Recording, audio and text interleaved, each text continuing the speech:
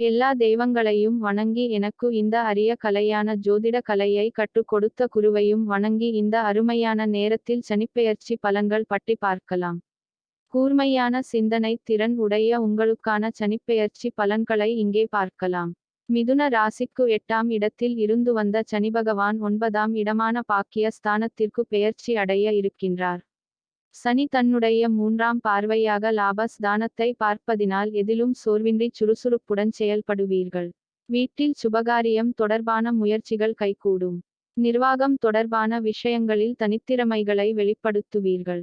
உடல் ஆரோக்கியத்தில் இருந்து வந்த இன்னல்கள் படிப்படியாக குறைந்து உற்சாகம் பிறக்கும். தந்தை வழி உறவினர்களின் மூலம் ஆதாயம் உண்டாகும்.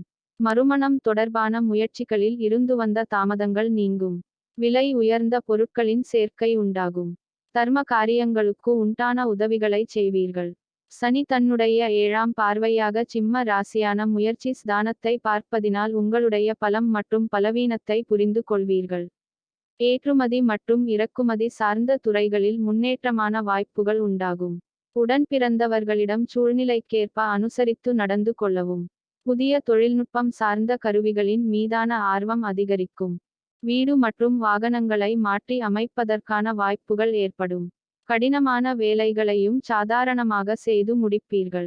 மனதில் புதுவிதமான தன்னம்பிக்கையும் தைரியமும் ஏற்படும். எண்ணிய பணிகளில் சற்று விழிப்புணர்வுடன் செயல்பட வேண்டும். சனி தன்னுடைய 10ஆம் பார்வையாக விருச்சிக ராசியான ரணரோக ஸ்தானத்தை பார்ப்பதினால் பழைய கடன் சார்ந்த பிரச்சனைகள் படிப்படியாக குறையும். நெருக்கமானவர்களிடம் சூழ்நிலைக்கேற்ப அனுசரித்து செல்வதன் மூலம் ஒத்துழைப்பு மேம்படும். வெளியூர் பயணங்களில் இருந்து வந்த தடை தாமதங்கள் குறையும். போட்டி சார்ந்த செயல்பாடுகளில் சிந்தித்து செயல்படவும். கடன் சார்ந்த பிரச்சனைகள் கட்டுப்பாட்டுக்குள் வரும். நெருக்கமானவர்களை பற்றிய புரிதல் உண்டாகும். விலை உயர்ந்த ஆடை ஆபரணங்களை கையாளுவதில் கவனம் வேண்டும்.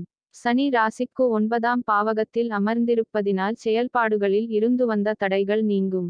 உறவினர்களிடம் இருந்து வந்த கருத்து வேறுபாடுகள் குறைந்து ஒற்றுமையான சூழல் உண்டாகும். ஆன்மீக பணிகளில் ஆர்வம் அதிகரிக்கும். வித்தியாசமான சிந்தனைகள் மற்றும் திட்டங்கள் மனதில் தோன்றும். வாழ்க்கை துணைவர் வழியில் ஒத்துழைப்பு மேம்படும். முயற்சிக்கேற்ப புதிய பொறுப்புகள் கிடைக்க பெறுவீர்கள். புனித தலங்களுக்கு சென்று வழிபடுவதற்கான வாய்ப்புகள் அமையும். சமூக பணிகளில் இருப்பவர்களின் ஆதரவு கிடைக்கும். மாணவர்கள் பாடங்களில் முழுமையான கவனத்துடன் இருக்க வேண்டும். நண்பர்களுக்கு மதிப்பளித்து செயல்படவும். மருத்துவம் தொடர்பான கல்வியில் மாற்றமான வாய்ப்புகள் கிடைக்கும். புதிய துறை சார்ந்த தெளிவுகள் மனதில் ஏற்படும்.